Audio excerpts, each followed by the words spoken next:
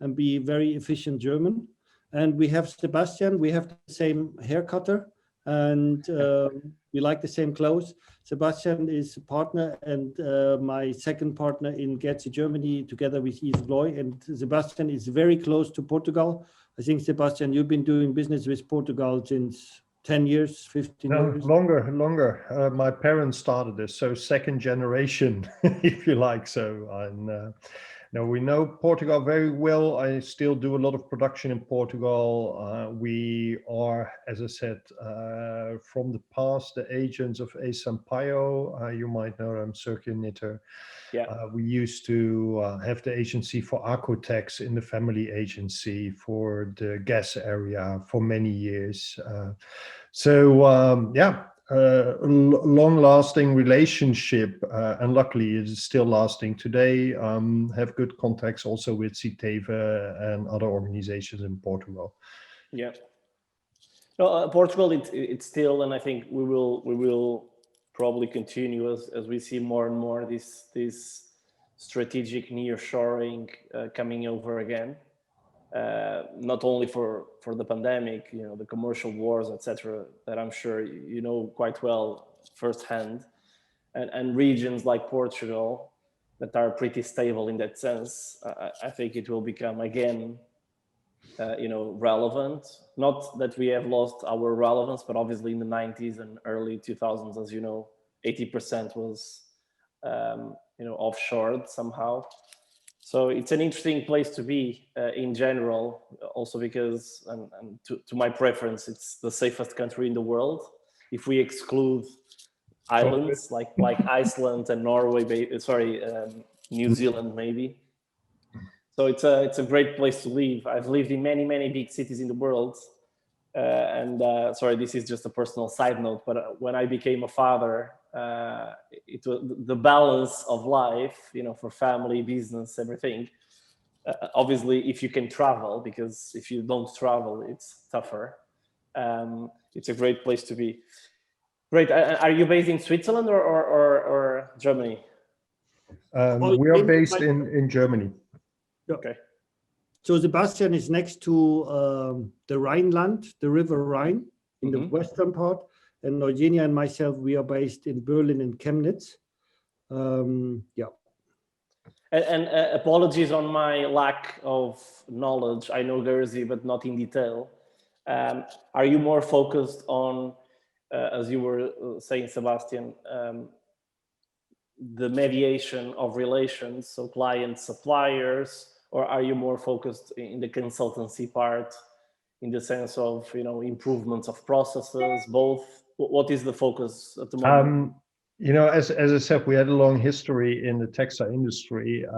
When I started to work in the industry, we were agents and connecting brands with suppliers and manufacturers in Portugal.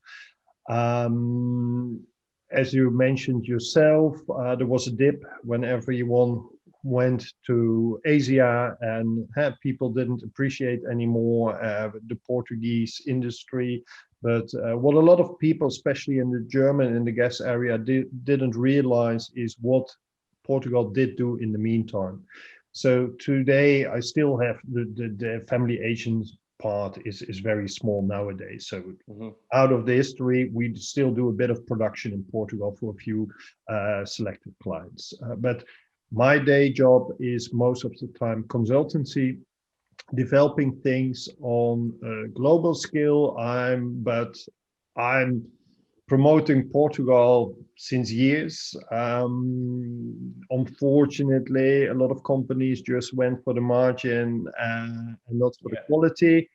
Also this pandemic did accelerate a lot of topics that we know since years in the industry. So for that reason, I do see a huge demand of companies now looking into how they can rethink their processes, streamline their workflow, their supply chain. So for that reason, I see a huge future upcoming for Portugal and a renaissance for the Portuguese industry. And for France, for the UK, Portugal is important since many years. For the German area, it was more Eastern Europe, Turkey, where they were focusing, but slowly they realized that Portugal is a very modern and innovative industry. That's what a bit leaking in the eastern part of Europe, and so that is a big advantage of Portugal, and therefore I see a huge future upcoming, and I strongly believe in production in made in Europe. Yeah. No, for the record, although obviously I'm Portuguese, my company has not one single Portuguese client. So as we develop technology, when I refer clients, I'm talking about brands and retailers. 99% are, outside of smaller countries, typically based in the US. If we talk about luxury fashion, more Italy and France. Now a bit more also Chinese and Asian, but I think we will get there, and it will be really interesting to promote and to keep the contact, because we are in a way indirectly consulting to a lot of brands that want to revolutionize their supply chain activities. And as I will probably briefly mention in a few minutes, it's not about reinventing the wheel. It's simply, understanding your priorities in the value chain. And I think that the humanity has reached now a point after the pandemic, with all, the global weather crisis, etc. I don't think that a lot of people are still pushing for margins. Obviously, everyone wants to be financially viable. That's obviously without a question. But we keep seeing more and more and more, C-level executives asking for a better balance of risk and reward. And my personal view as an industrial engineer that has spent years in the shop floor, I think that that disruption will come from the upstream supply chain. And once we promote flexibility and agility, I think that we will have much less risk, specifically in one topic, which is overproduction. We still produce probably 10 to 20%, pure waste in terms of things that get to the market that will never get sold at full price. That's for sure, and even with discounted prices. And I love innovation from other areas, R&D, like recycling, new fibers, less water consumption, less energy, but that's incremental innovation. If we can stop 5%, 7%, 10% of production that is not sold, you save everything. You save resources, you save water, you save energy, you save people's time, factories' capacity, raw materials, etc. So this is my mission. And our company, fortunately, we are blessed because we can run for impact, not just, financial margins. So when I wake up every day, my number one KPI is impact. What can I do more to impact, brands, factories, etc. And I think we're getting to places. So it will be interesting to explore later on, not just for this conversation, but with you directly. I think it will be interesting. Absolutely, fully agree. And next. May I just, I think, Eugenia, do we have any information from Edwin from Hong Kong? I'm terribly sorry. His assistant has confirmed to receive the Zoom link to the meeting this morning, and I just wrote her a WhatsApp a few minutes ago, but I haven't got the reply yet. Okay. We give him another 2 or 3 minutes, and then actually we have to start because everyone has a tight schedule. Yeah. We will improvise. Gonçalo, just quickly, so Gherzi is maybe an old consultancy company from the old days in the textile industry. Mm-hmm. We as a German young team, we mainly believe on being not the consultant, but being the enabler with the company, with the client, with the partner. So we mainly focus on the textile industry, means from fiber to finished good to garment. Mm-hmm. And Sebastiaan, who is also working for Gherzi Germany, he is the guy for retail and everything what happens after the garment in the poly bag. Important question here, Anton. Which hat I'm wearing during this conversation? Color Digital. That's why I just wanted to carry on. Okay. But I just wanted to tell textile industry is very close, so there's a lot of network. So the rule for Gherzi Germany is we work with people that are not just consultants, that are entrepreneurs.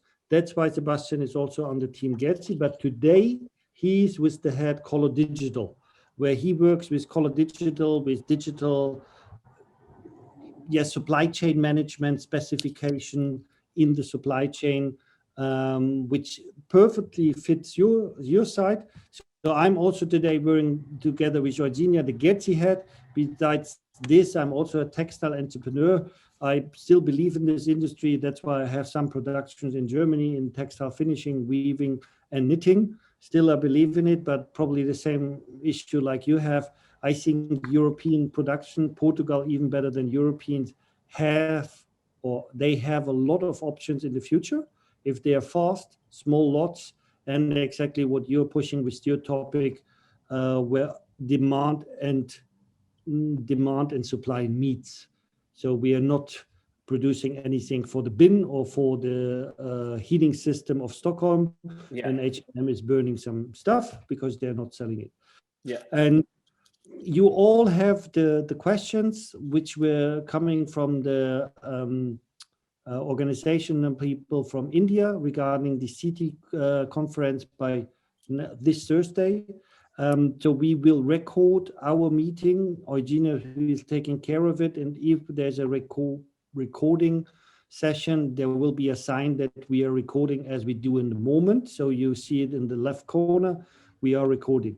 The CITI conference is organized as well with Gherzi India, and we as Gherzi Germany support them with ideas partners like Sebastiaan and you, Gonçalo, to give the audience in India, or which will be an international audience, good takeaways for the sessions. And this is also something we want to focus on, what we really can tell the people which will be in the audience, what is changing, what kind of business opportunities you have, how you have to adopt, and how you have to find new options. Okay. And quick question: is this recording session supposed to be a chat positively, or am I, for instance, expected to show one example, like sharing some, images? What do you prefer? I would love that you show something real live. We can make screen sharing and everything. Okay. Having Edwin not on the team now, so we have more time for us. And actually, we were already into the topic, and I already introduced you gentlemen. And actually, the important thing that is the PlatformE from Portugal is really focusing on the interesting part which is happening due to digitalization. It's always the big question, where does supply and demand meet? So being most efficient in the whole supply chain and producing and using only this or that raw material that you need really for the order of the customer. As well as, this is the point then from Sebastiaan, how to organize the supply chains even faster with digital ways, even by having an international platform, international supply chain, but not giving good credits and turnover to DHL and FedEx by sending out sample swatches, color swatches. This is changing directly. And to start this discussion already, I would love, you got your questions from Eugenia already, but I just want to have as an entree from both of you, starting with Sebastiaan, quick 3 minutes. What is the change you've been seeing in the textile industry, how you adopt with your system Color Digital, and what you want to give to the audience in India? And then the same from you, Gonçalo, and then we go to the question step by step. Good. So do you first make a brief introduction, Anton, or? I did the first brief introduction, but if you can also give 2 minutes to explain Color Digital from your side, so the organization you've been working for. Yeah. Now, Color Digital is a German-based company focusing on a digital solution for exchanging color information, material information, so preferably digital workflow, enabling this. We are founded in 2015 out of the German Fashion Institute with a strong focus on color. If you talk about color, you need to take in consideration materials. So that was the next step. When you talk about material, you also have master data behind this material. So this is an environment that was created over several years. Today, we have a cloud-based SaaS solution with different solutions for the topic color, textures, 3D object sourcing, standardization of this content, but also of the master data behind and how you share this master data. So everything what you need for actually a life cycle of a product, everything on decision making can be digitized, and that's what we're doing. We closely work together with all existing tools in the market if it comes to 3D software, if it comes to ERP, PLM systems. So we want to be an enabler that is fully integrated. My role within Color Digital is the international sales. So spreading the news that we are existing and helping companies with their digital challenges that all companies face. Very nice, Sebastiaan. Thank you very much. And also 2 more minutes because you both have the same question. What are the 2 major or 3 major transformation trends you have been observed in the textile and fashion industry in recent times? 2 or 3. So the whole COVID-19 pandemic is an accelerator for a lot of topics we already know in the industry for many years, but nobody really wanted to touch them. So companies are suddenly forced to rethink their processes, to streamline them, work on their productivity level, being quicker, demand-driven, and of course the whole topic of sustainability, use fewer resources. So this need of transformation suddenly opened a lot of doors that were closed until or before COVID for us. So ears also on C-level did open for the topic digitalization and what it actually means. And so our platform solution for enabling decision-making in the product lifecycle based on digital experience and physical measurements is suddenly a hot topic to a lot of CEOs. And in the past, it was something what they didn't want to move away or was not on their desk. So that's of course, for us, something that helps us in making this change within the industry that is needed, I think. Other thing we see is this whole topic of B2C coming up. A lot of our industry is driven from a wholesale approach, as we did for the last 100 years. Also having shows, trade shows, and in a B2C environment, a lot of this is not needed anymore. So we started 10 years ago to talk about omni-channel. A lot of companies went into e-commerce, but what we didn't change in the industry is our routes to market and the routes of development of product, production of a product, going to a trade show, having actually no real forecast, just making a pile of goods and end of the story is that we overproduce, that we work inefficient, and that we actually misuse resources. So this is one major trend we see also caused by COVID, again, accelerator, to pinpoint the problem of non-demand driven production.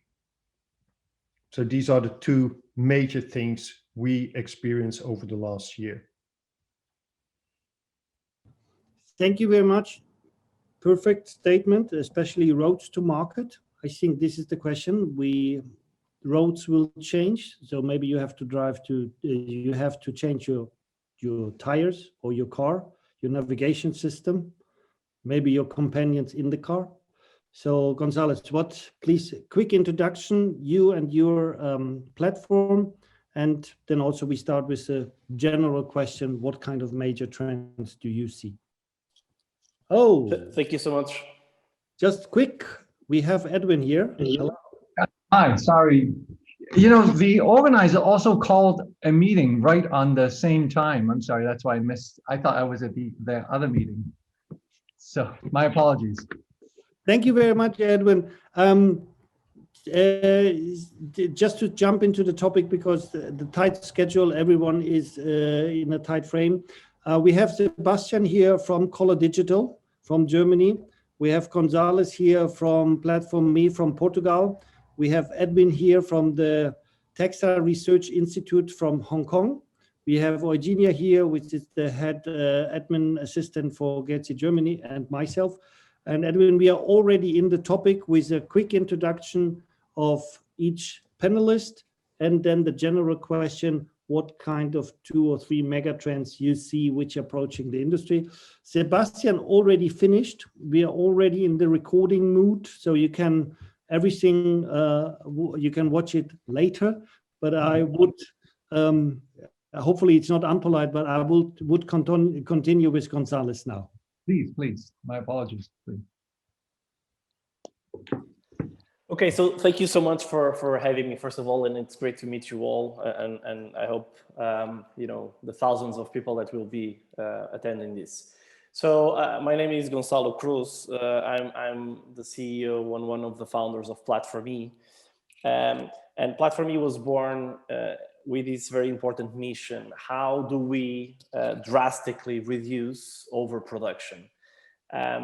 It's pretty much the elephant in the room. As you all know, overproduction in the industry has been prolonging for decades and decades.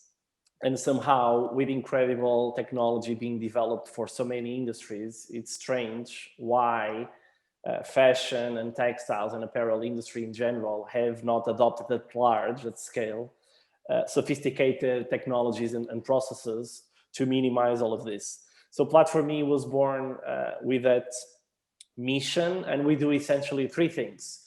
We connect digitized products to the point of commerce. So, and maybe then I can show you 1 or 2 examples, because this is evident. How do we utilize digital fashion to sell and not necessarily physical products? And the good news is that digital is more interesting now in terms of look and feel. It looks as good, if not even better, than a photo. The second one, how do we connect the point of sale with the supply chain, which has been very, very complex to do. As you know, 99.9% of factories do not belong to brands, and it's very hard to integrate satellite systems that do not talk to your systems. So we are doing this. And if we connect the point of sale and factories, we can do something that was never been done at scale, which is changing the business system from a negative working capital system, where essentially you produce first, you push it to the market, and then you hope that it gets sold, into a positive working capital system, selling first your beautiful fashion, both in brick and stores, physical commerce and online commerce, and producing it in real time, just in time, delivering this in the same week, couple of weeks, Depending on the price points, this could be really, really competitive. You will never hear me suggesting that this is viable for 100% of product categories. It is not. But the good news is that we have proven that we can do that with the most commercial items. And I would even be ambitious to the point of saying, I think that at least 1/3 of the industry can have an immediate impact, 1/3. So we're talking about billions of garments that potentially can be, optimized and drastically reduced. The third element is connecting into real-time logistics. As you know, if we don't have real-time activation of logistics and distribution, whatever we gain in the supply chain, I'm talking about manufacturers, we lose in the logistics. So it's very important to connect the three aspects: selling, producing, distributing. And this is what PlatformE does in a nutshell. And I'm more than happy to show some examples later on, so it's more evident. Thank you very much, Gonçalo. 2 or 3 mega trends the industry is facing, and what kind of options are these for the industry players?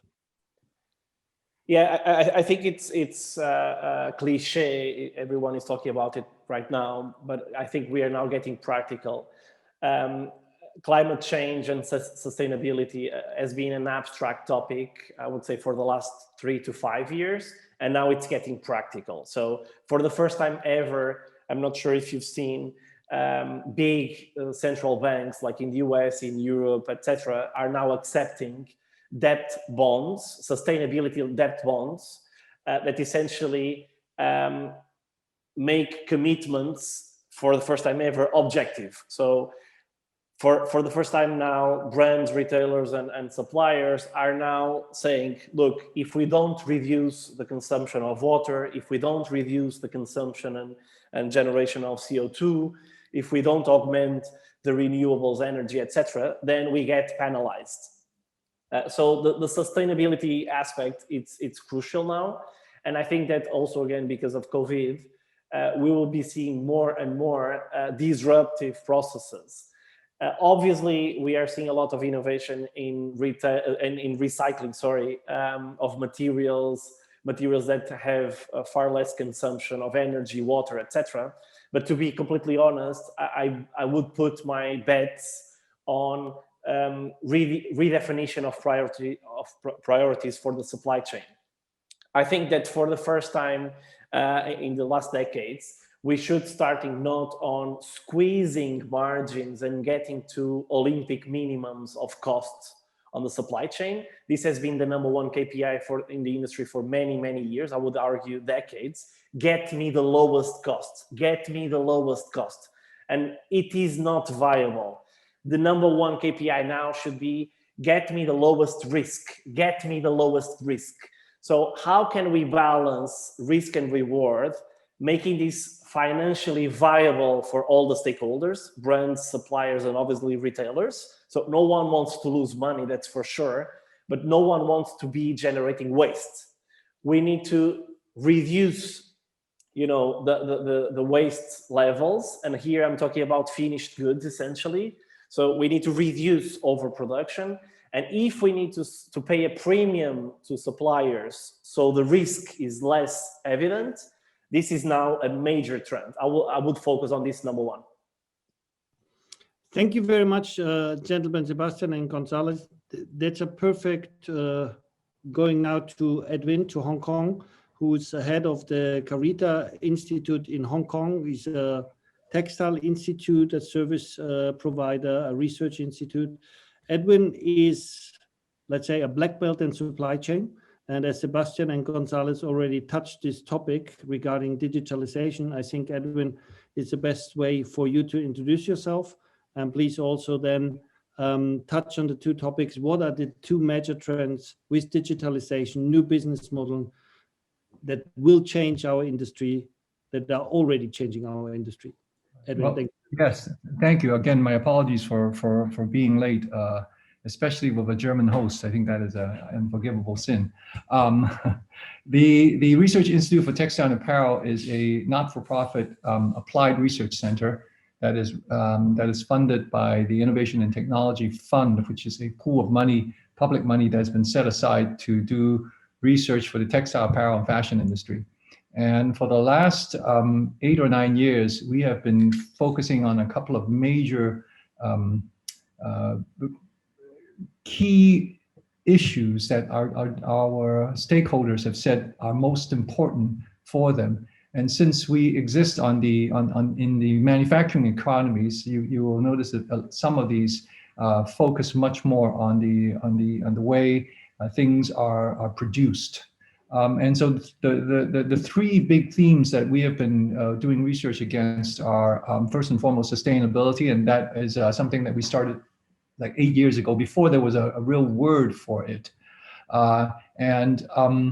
Our progress is that for until about September 2019, our focus has been on things like recycling, and so chemical, biological, and mechanical recycling, improving the methodologies behind it.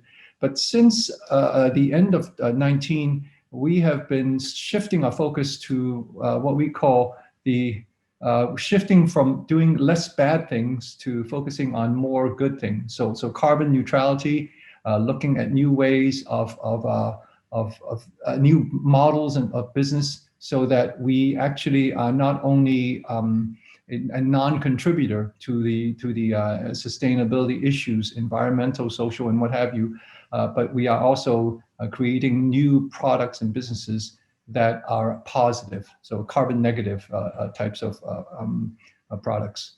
The other two domains that we are very active in is Industry 4.0, so automation and intelligence in manufacturing, so new systems and new tools, hardware and software, to achieve that. And then the third domain, which we sort of lumped everything else in, and for lack of a better term, we call it social good.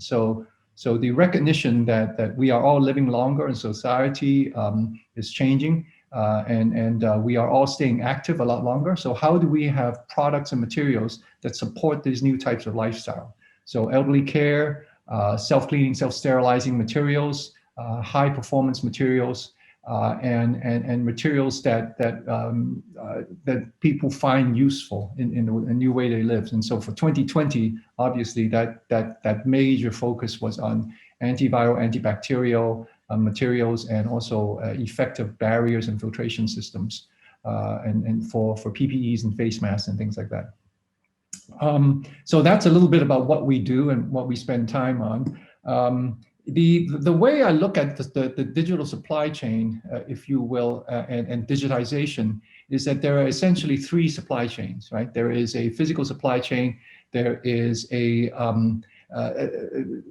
financial supply chain, and there is a digital supply chain. The physical supply chain, I think you all have touched on it already. The physical supply chain is deflationary. The price of clothing have been going down year on year, season on season for the last 20 years. No buyer would pay more for the same product that they paid for last season than they would pay next season. So it's deflationary, and it's because some of the reasons that already have been touched upon, because of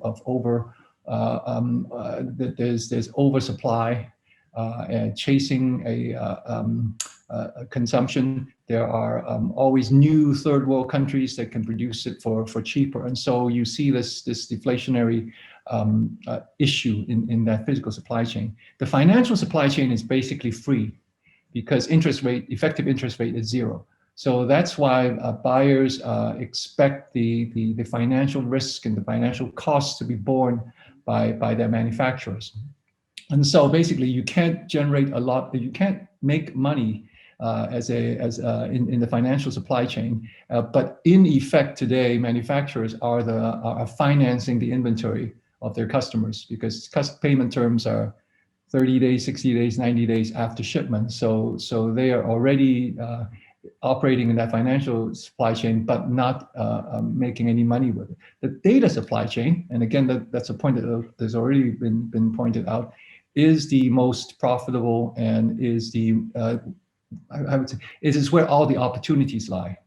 And a way to look at it is that if you look at the market caps of the largest companies in the world 10 years ago, it would be companies like ExxonMobil, Citicorp, and institutions like that. Today, if you look at the largest companies in the world, they are all companies that deal in the data supply chain. So it's Apple, it's Microsoft, and it's Google, and companies like that.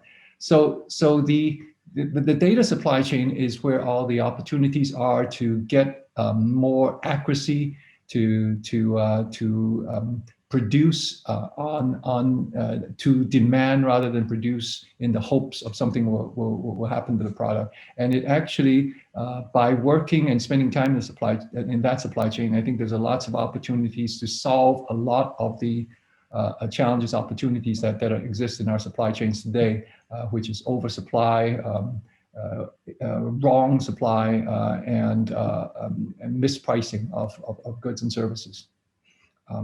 I'll stop here, and I don't know if that answered your question, but. Thank you very much, gentlemen. I think already we have a quite fruitful discussion and a couple of takeaways for the audience, especially Edwin, the differentiation between physical, financial, digital supply chain.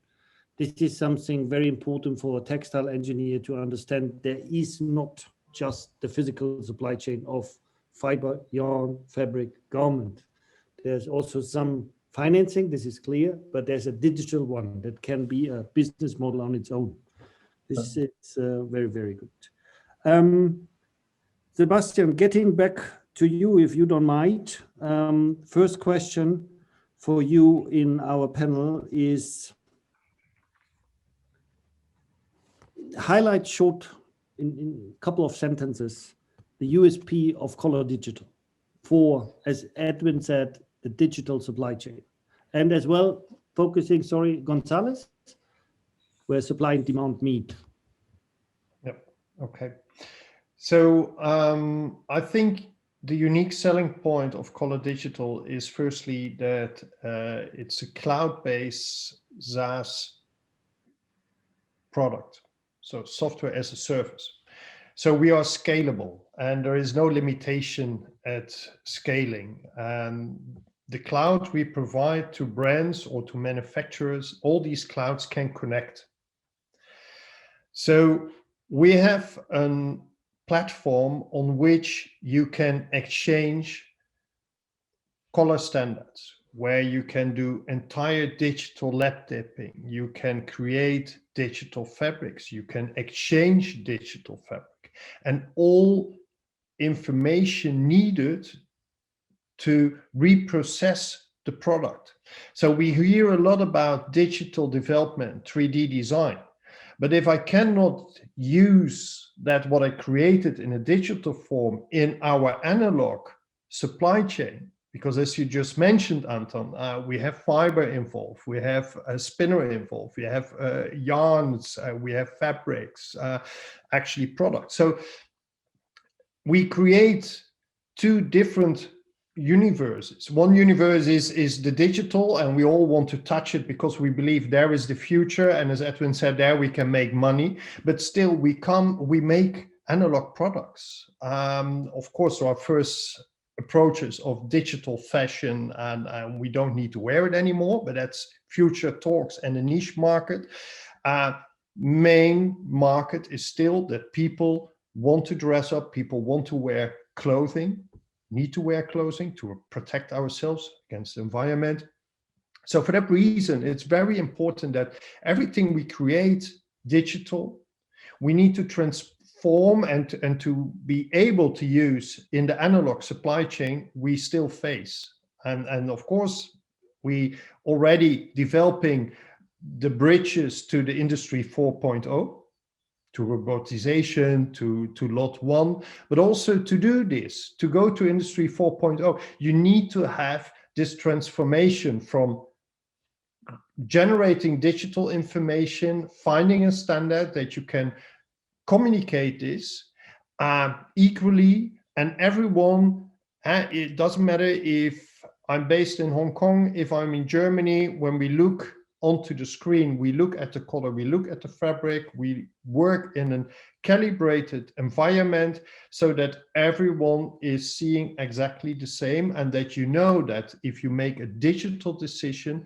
this will affect your digital twin, the twin, so the analog twin, in the same way as you see it on the screen. That's very important, and I think this is also the uniqueness. I'm a designer, that's my background in the menswear industry. When I first bumped into Color Digital, they told me we do lab dipping digital, not anymore based on subjective, but on measurements. For me, I couldn't imagine that this was possible. This is more than 8 years ago. In the meantime, they did prove me that they can do it, and we did prove it also to the industry that we can do this. But this is also something in our industry. What is a problem? We come out of an industry with a very, very long heritage, and we did things for more than 200 years in the same way, in the same rhythm. And my question to the audience, why we sending lab dips around the globe every day still with hundreds of UPS envelopes? We all know that the lab dipping is a very cost, time, resource intensive way of working, and we can do it already digital. So there is no need anymore to send lab dips around the world. And we all talk about saving, speeding up processes. This is the first and easiest part before we jump onto digital fabric, digital material development, and. But this is the tools we offer, and I think that's quite unique on itself. So that's a bit to our USP. I think most important, the scalability and the connecting between everyone involved in the entire product life cycle. Sebastiaan, thank you very much. Gonçalo, the fast fashion industry was and still is a multi-million-dollar business. Made people rich, gave to Bangladesh, to China, a lot of money over the years to change from fourth, third world country to be in second, even some of them in some areas first. How would look like the business models or the companies of the future that will adopt this industry with your systems and your ideas? How will they look like? Yeah, so I loved and I took great notes on Edwin's words on the 3 types of supply chain. And I think that the financial and data one will be key. So we need to understand, and when I say we, it's the humanity, it's not just us, that sooner or later, having lower prices over and over again will get us in general to a dead end.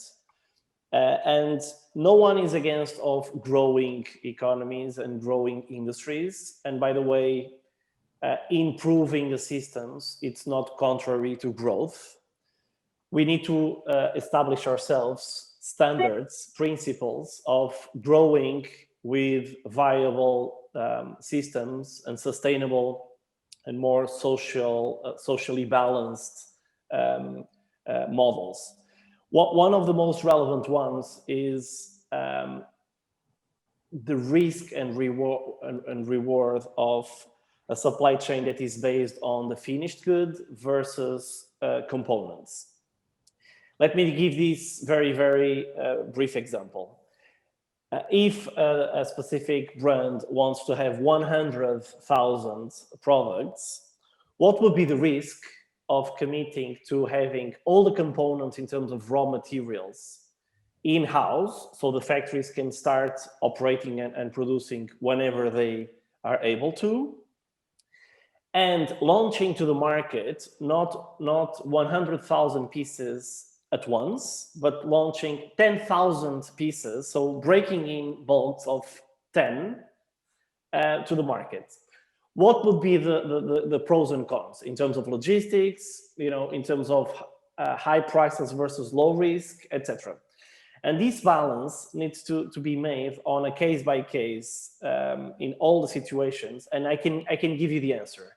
the risk is reduced to from 4 to 1, sometimes from 5 to 1. If you actually commit and if you redistribute risk with your supply chain, and if brands assume the responsibility of paying raw materials and factory capacity before having the finished goods, I can tell you that we will end up in a much better balance. And this will happen either we like it or not. The groups that are still forcing their supply chain to go to minimum lows, lower and lower and lower, sooner or later, they will lose not only their supplier, but also their clients. And this is not just out of social pressure, it's actually economical pressure. And again, the level of sell-throughs that we know that historically have gone lower and lower, the level of margins that historically have gone lower and lower needs to be rethought. So this is not just, talking about environmental sustainability, it's talking about financial sustainability. And my point is, 10 years ago or 20 years ago, it was impossible to connect factories to stores, to brand headquarters. Nowadays, because of internet penetration, the speed of technology, digital tools, etc., we don't do this if we don't want to do this. But I can tell you that we have the toolkit, the humanity has the toolkit to make this work at scale. We have done this in many different cases with high-end designer brands, luxury, and also volume players, but with specific, for specific niches. What we need to do now is at scale, proving that we have better systems. And the most important thing of all, it is actually okay to pay more for your units. The unit economics can go higher in terms of cost of production if you actually lower the wastes that you are generating. Again, the finished goods that you don't sell at full price or you don't sell at all. So if and once we do this balance, how much can I go in increasing the cost of production? And what is the best balance of cost of production and sell-throughs? And I can tell you that socially, we will actually be able to pay more to factories. We will be able to actually, to be quite honest, give more value to social workers, to everyone that is forms part of the supply chain. And in the end, brands will be happier because their margins will be preserved. So no one is talking about reducing margins. On contrary, we're talking about augmenting margins. So I think that this is actually now a matter of decision making, not how to do it, and it's when to do it. We want to start now. It's a matter of decision making, and it's fine to start small. It's fine to start with pilots. It's smart actually to start with baby steps, but preserving your design in terms of business in the old school, where you give the mandate to your senior directors. The number one mandate is find me the lowest price region, find me the lowest price supplier.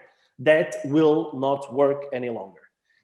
That's a valid question, but the second and probably more important question is, get me the lowest risk. I will keep repeating this over and over again. We have reached a maturity as a society that should actually bring us to the right KPIs, not to the wrong KPIs, which is the lowest cost ever. And again, not wanting to repeat myself, technology and the toolkit is here. It is viable, it is possible. It's just a matter of deciding. Thank you very much, Gonçalo. I like very much that you have the whole picture. You talk for human mankind and how to change this whole system. And by having Sebastiaan before, which giving you the data or the communication tools into a supply chain, you can, let's say, there's a possibility that there will be a mind change in our industry, buying not the cheapest lot size, but buying component and capacities, as you said. And for example, the same we see at Gherzi already with our technical textile customers. For example, in the automotive industry, if you buy a automotive sealing, the OEM has all the information on the supply chain with a cost breakdown to the fiber, to the point. And everyone can live in the supply chain, even if automotive business is hard. But still you have a margin and you have completely cost control. And this is also what Sebastiaan saying, you have a cost reduction by transparency in the supply chain as a standardized communication, but you have also the possibility to be much more efficient, because we have to say, and that's maybe going to Edwin, that our supply chain, even if this supply chain is very old in textile industry and has going global over the last 25, 30 years with an enormous speed, it's very inefficient, especially if you check on the demand and the supply. So too many middlemen and everything. And so the question to Edwin, what do you see as an expert with your clients or with your partners? How is a change that Sebastiaan and Gonçalo were explaining? Is this even possible for all textile industries? Or is this just be possible for startups, new way of business models?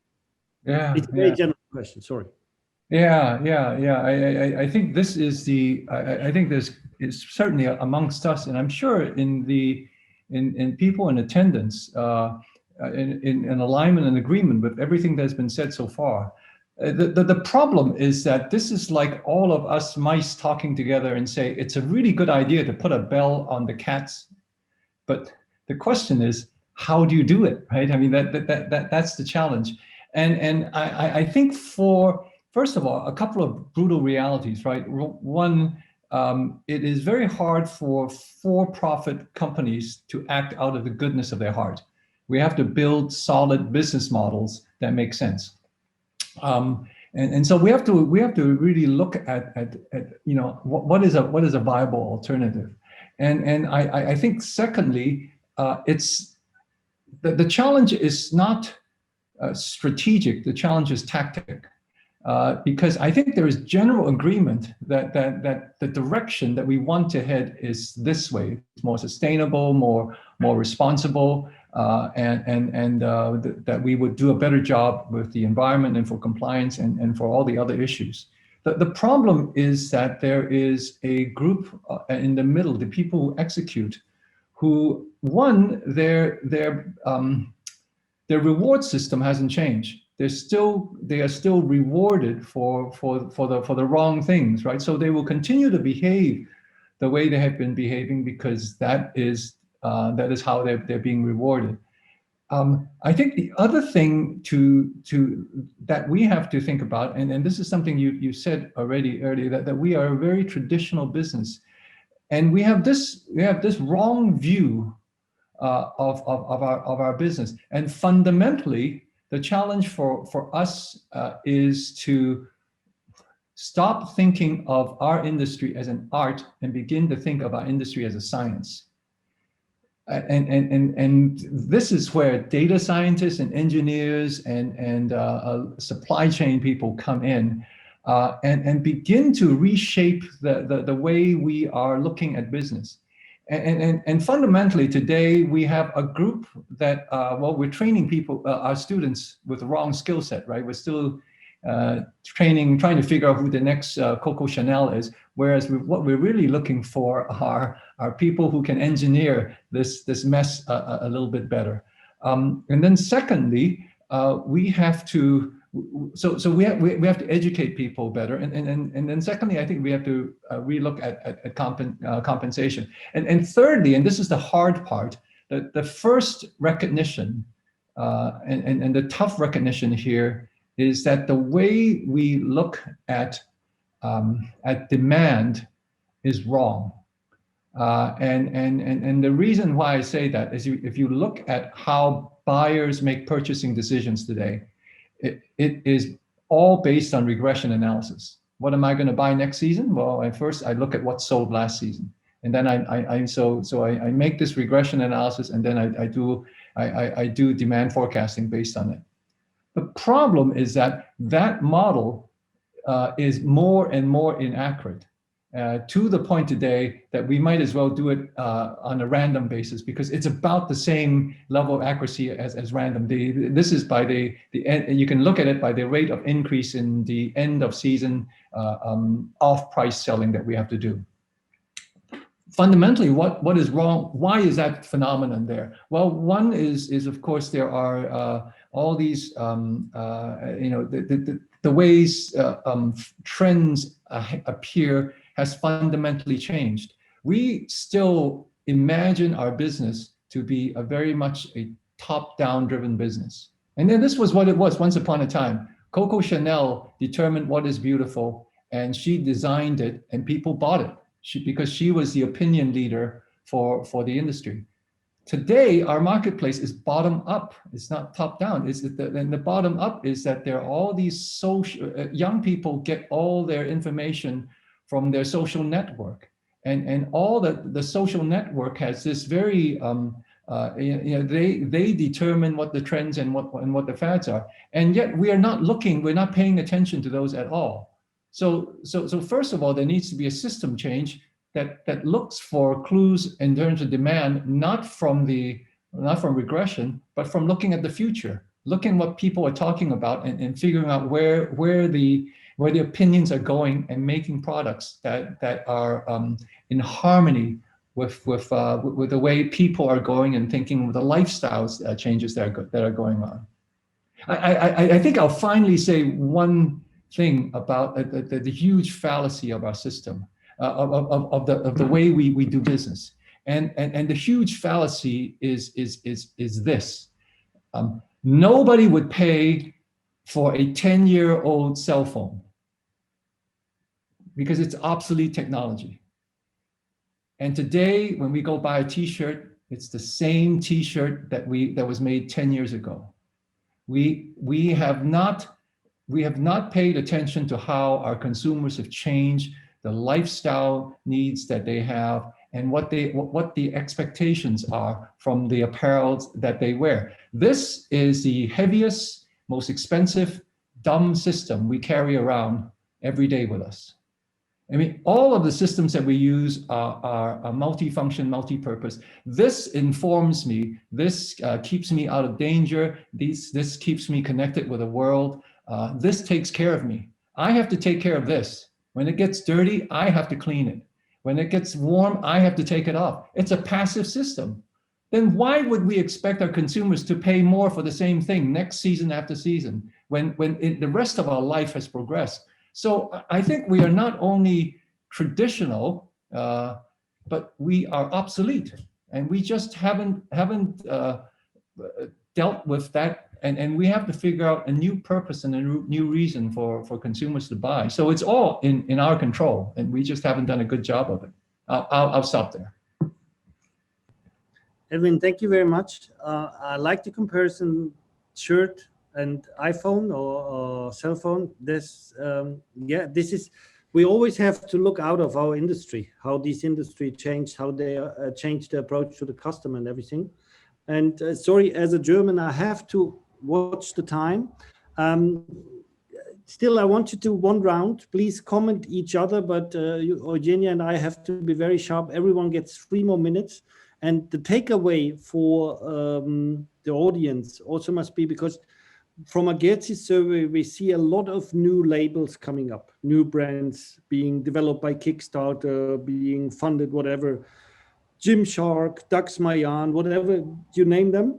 And so all of you professionals, please give 2 or 3 advice to a young startupper in Bangladesh, in India, in Europe, what he should do to, as you said, to have the new purpose, to have a new rewarding system, which is a very important start, because when Gonçalo and Edwin, you talked about the rewarding system, how the system works in our industry, this is a fundamentally change in the value proposition of being a textile company. So the value proposition is not the USP. So Sebastiaan, please go ahead. What are your advices for a young woman in Delhi wanting to start up a textile business, a fashion business? Thanks.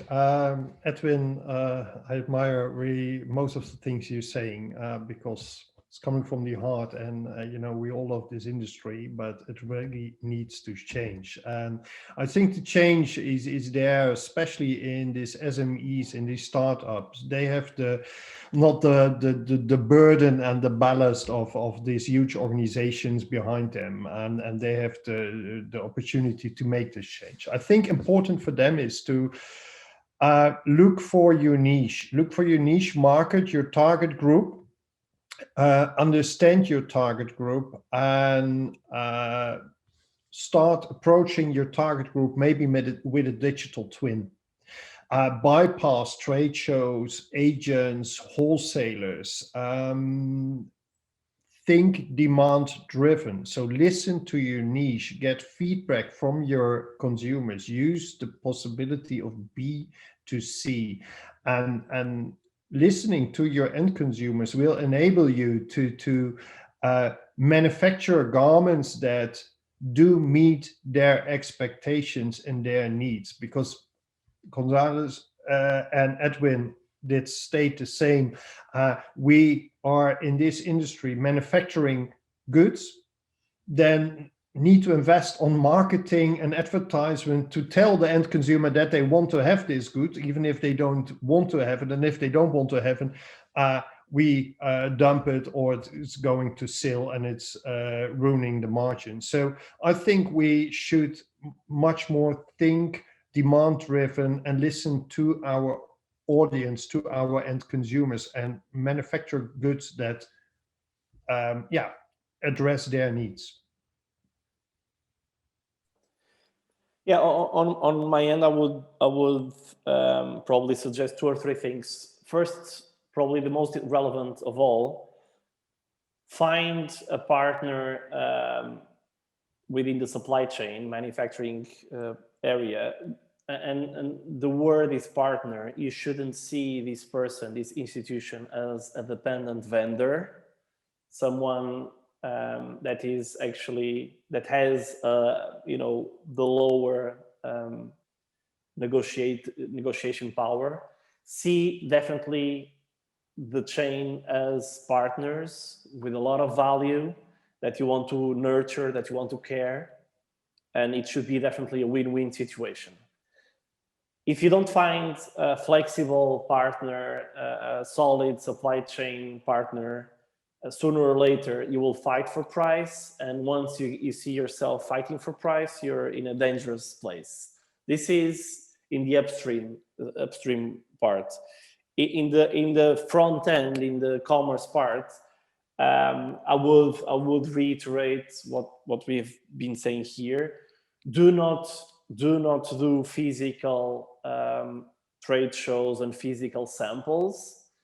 Do everything, if you can, digitally. And when I say digitally is, for instance, do beautiful collections in 3D that should be photorealistic. It looks like photos. To measure the interests, to touch the waters. Let's see if my consumers like the collection or not. And if you start doing it digitally, and the great news is that you can do beautiful collections with a fraction of the physical price.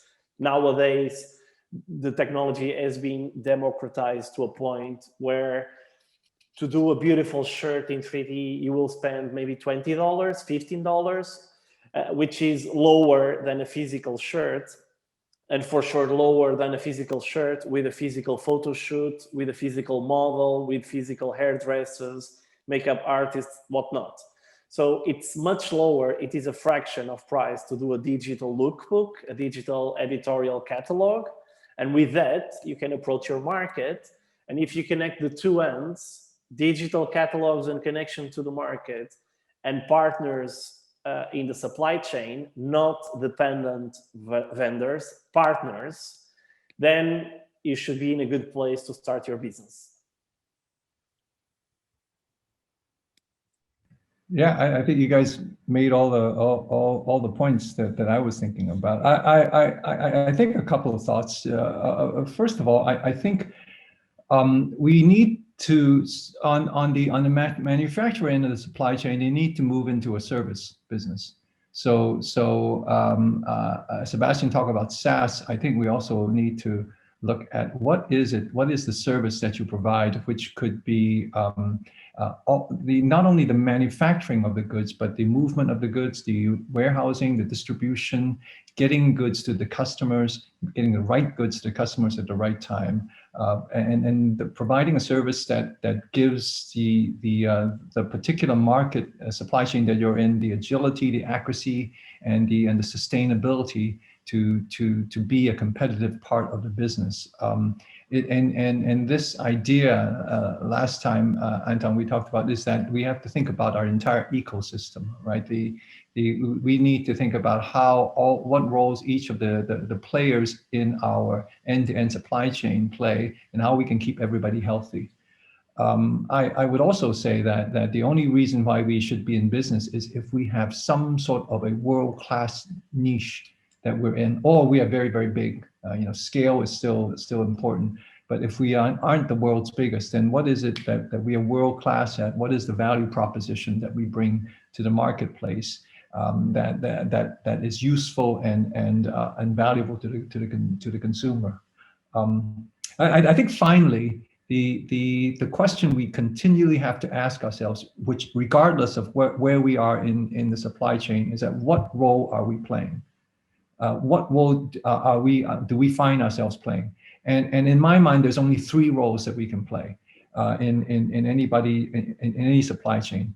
And you are either a victim, in which you are the guy who is being beat down at every negotiation. You're a bystander, in which you have no skin in the game, and you are actually been eliminated, or you are a participant. And a participant is somebody who actually is in there, really driving changes and creating new services and goods and doing useful things. And the only role, the only sustainable role for anybody in the supply chain is to be an active participant, and to really change and evolve these supply chains with the times. Gentlemen, thank you very much. This is a really inspiring panel. I like this victim, bystander, participant. You talked about also last time, Edwin, about the ecosystem, about partners. Like Gonçalo said, it's a win-win situation. It's a partnership on the supply chain. It's something else than in the coming years. Oh, Romania is too expensive. We go to Turkey. Oh, Turkey is too expensive. We go to India, Bangladesh. Then we go to Africa, and now we come back. So it's these systems probably are not working anymore. And as you say, Gonçalo and Sebastiaan, it's a question about security in the supply chain, security on pricing, on quality, on logistics, which we saw especially in Europe in the COVID situation, that some supply chains were cut off. And all this together, which we covered now in 37 minutes, is, I think, for young startups or entrepreneurs or business leader, it's a way to think of how to change to be whether victim or bystander or a participant. And as Edwin said, choose, and Gonçalo, choose your partners well. And as Sebastiaan said, you must speak the same language with your partners. So that's why you need a digital supply chain, and everyone understands, because I already have the problem when I want to sell something to America, when I have to calculate from centimeters to inches or something. But this is just a side note. You have to speak the same language to be real partners and have, as you said, a common goal to change and participate in changing the world. Gentlemen, we have to watch on time. I think, Eugenia, we already a bit late, but it was very fruitful and a lot of content. We stay online, but we stop the recording now. Thank you very much from Gherzi side.